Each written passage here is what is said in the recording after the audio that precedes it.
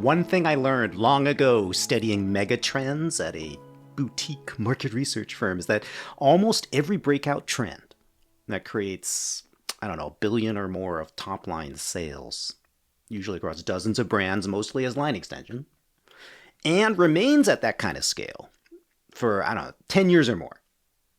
Any trend like that usually had an initial ignition years, even decades earlier that everyone's forgotten about. Some fitful start inside a weird little niche of people or a behavior, which grew but never really went anywhere. Or it got absorbed by some other force in the market. The current fiber trend that is, people are not talking enough about, but it's unfolding in food and beverage, and you're going to hear more about it. It had an earlier eruption in the 2000s that older folks in the industry remember, but not everyone does. And it had to do with this lovely little brand, a superstar that General Mills fired out called Fiber One. It fired out so successfully as a brand extension, people thought that it started as a bar in 2007. It's actually an older cereal brand from the 80s. Anyways, they fired out these bars, Fiber One bars, as an answer to the low carb movement that, pretty much took over all marketers' lives in the 2000s in food. Okay, these bars offered high fiber, low sugar, and tons of additives and goop. But they formed Fiber One's initial beachhead into modern snacking. Okay, cereal to snacking. Snacking, the class of eating occasion where most Americans lose their dietary way and gain unnecessary weight slowly over months and years, succumb to unacknowledged cravings and impulses, and biologically totally unnecessary things like hanger avoidance. Fiber One launched as a brand extension of the iconic but not super popular 1980s era Fiber One cereal. Fiber One is a daily hit.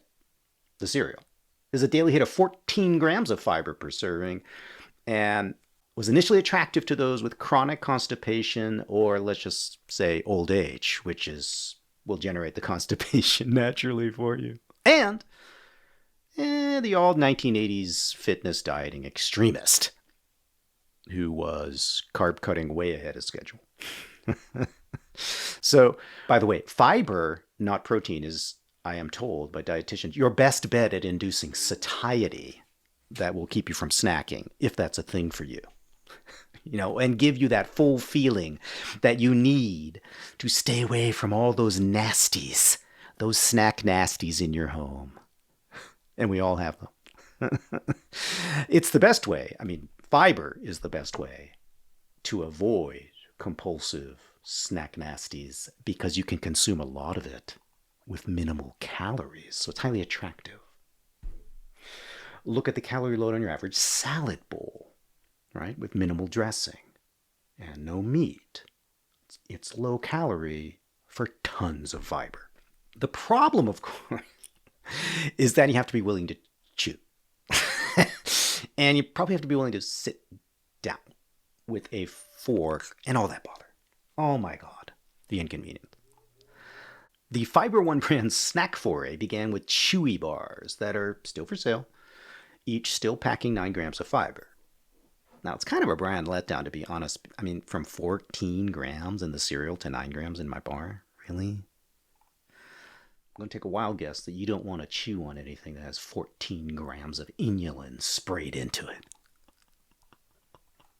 You don't. Anyways, not many other companies joined Fiber One, right, in using fiber in this way in the 2000s. And the whole idea of boosting fiber intake, it totally got lost inside the broader low-carb product innovation fad. And Fiber One bars were not, let's just be honest, a laxative either, right? It's not that it has some magical power. They're just very high in fiber for a processed snack. Like really high, much higher than your average 2 slices of wheat bread. For years, Fiber One surfed the annual Q1 weight management behavioral surge, which we all know because it's going on right now, before it became lost in the ups and downs of American dieting fads. I mean, and long before GLP-1s created a 24/7 physiological craving for high fiber, high satiety whole foods, which now researchers have been able to document amongst those who stay on these drugs. Fiber One today is like a shadow of its former top line glory. And it's even resorted to launching protein lines to compete. Fiber One protein. What? If any positioning expert out there can explain Fiber One protein, please DM me on LinkedIn, because I do this for a living and I don't get it. I don't get it. But look, fiber searches on Google have accelerated dramatically since 2020. That is something that people actually aren't aware of. And this is true in no small part due to the marketing push of brands, gut health brands like Olipop and Poppy Soda, who are funded immensely by outside capital to teach us the value of adding prebiotic fiber to your diet through soda pop of all the strange vehicles. So gut health itself has broken out from the confines of very specific probiotic categories that it was locked in, called yogurt and kombucha. Now, the technical deployment of prebiotic fiber, known to scientists as fructans and galactans, in recent soda brands has helped elevate the overall cultural appeal, boosting your dietary fiber. It's now sexy and cool. But prebiotic fiber has been in brands like Benefiber and Miralax for decades as an OTC medicine. And wheat dextrin is the active ingredient that your grandmother, using these brands I just mentioned, stirred into her lemonade and coffee to deal with constipation. None of this processing with prebiotic fiber is technically new in consumer products. And prebiotic fiber was already in Fiber One bars. Inulin, I just mentioned that before. Processed food companies love inulin, by the way. I'm not quite sure why, but there's obviously a good source of it. And it's also known as chicory root extract. Sounds very Whole Foodsy. What has changed since the pandemic is that there's actually now growing demand for dietary fiber in both whole and processed foods. Like, we really are eating more salads. And GLP-1 drug users are definitely doing that. The irony of the current fiber surge, to me, and a major reason I think is going to take off for real this time all over the grocery store, is that the American carb and meat heavy diet constantly produces constipation or encourages it. And this is especially true in the guts of older people in an aging population. Older people who are unwilling to make big dietary changes, but they would throw in something with high fiber to try to make up for their horrible diet. But we also have now older obese adults whose bowel movements are not transiting well at all. The problem, in other words, that fiber solves, dietary fiber solves, whether it's whole or processed, is growing and growing and growing. Then we have hipster brands like Poppy and Olipop, which have made consuming more of it cool. That's my point. In summary, here's what's changed that seems to suggest that the new fiber trend is building to a big permanent shift, in my opinion. I believe, one, that Gen Z women are particularly very open to gut talk and poop talk in ways that prior historical cohorts have not been. There's just no stigma anymore when brands like Belly Welly feel comfortable doing hot girls have IBS billboards in LA. Really? Think about it. Most modern dietary changes require a fair amount of critical thinking, self-discipline, right? And both of those correlate to higher levels of education pretty well in social science literature that I consume. Younger cohorts have therefore only become more and more educated relative to older ones, with more information now spreading at our AI-enhanced fingertips. Certainly more than 20 years ago when Fiber One came out. And it may not seem that way in on platforms like X, but just see how cleverly written the posts are from the average Gen Z professional on LinkedIn. I mean, could you, old chubby farts, write like that at 28? I seriously doubt it. Okay. Another reason to believe this is a long-term mega trend is that boosting fiber intake, especially prebiotic fiber, does not require that we eat bark or kindling. Okay. But it does mean that we're going to have to deconstruct heritage foodways among Black, Latino, and white families in the United States and limit the prevalence of those traditionally loved comfort foods in our diet. We're not going to get rid of them, but we're going to have to, limit the proportion. And all three of these ethnic blocs, really, truly, they love heavy meat and carb foods as well as sweets. I mean, and cheese. Good God, the cheese. So whether it's carne asada tacos, steak and potatoes, or fried chicken and cornbread, to use risky stereotypes, the food of traditional ethnic groups in America is yummy, but it's also horrible for your gut and health long term. And younger folks are completely aware of this. Very aware. When Fiber One launched in 2007, America was not ready to purge sugar, cheese, alcohol, and carbs from its diet. In all honesty, it was not even close to ready. It thought it was, but no. We claimed we wanted to reduce carbs, but we were mostly full of shit.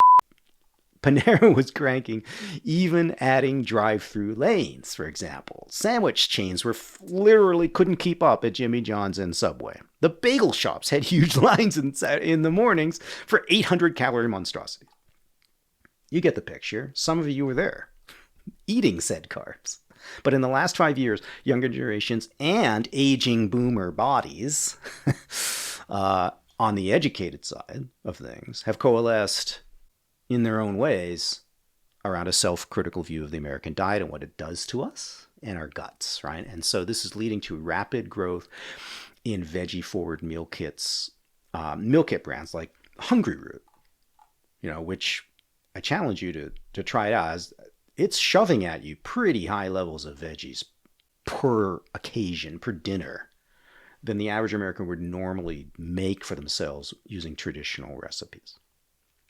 And then there's the growing salad chains, right? Premium and not so premium.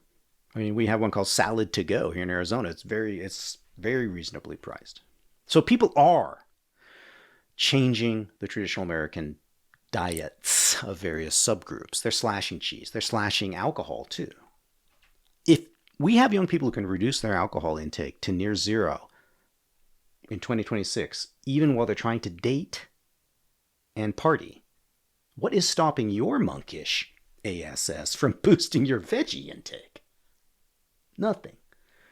Nothing other than your own little... So the problem with the Benefiber approach to adding fiber is that it's just reactive. It never motivated dietary change, right? The old OTC solutions always reacted to low fiber intake, combined with a traditional American diet. The new solutions that are emerging prevent the problem completely. Eating salads instead of sandwiches at lunch is something that tens of millions of adults are now doing, and they do it religiously.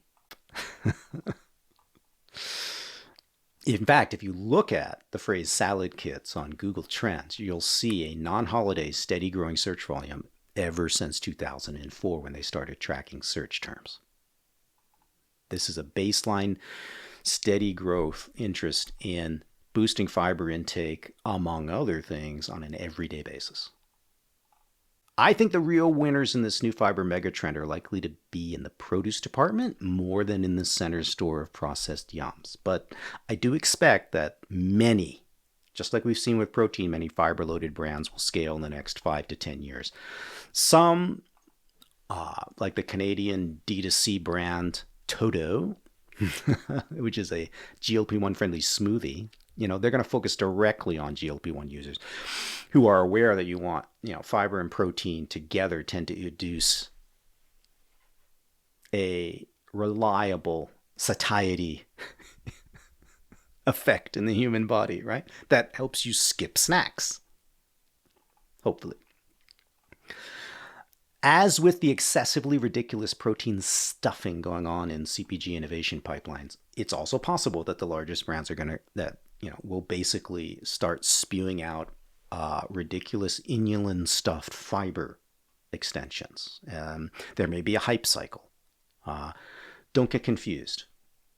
If there is, I'm confident that fiber will remain underneath that, remain a growing megatrend long term. So you need to be innovating to ignore the hype should it start to accelerate, which I think it will in the next few years. That's all I've got this time, folks. Be safe out there. And remember, if this long-winded trends forecast interested you, I do them a few times a year. I would love it if you subscribe.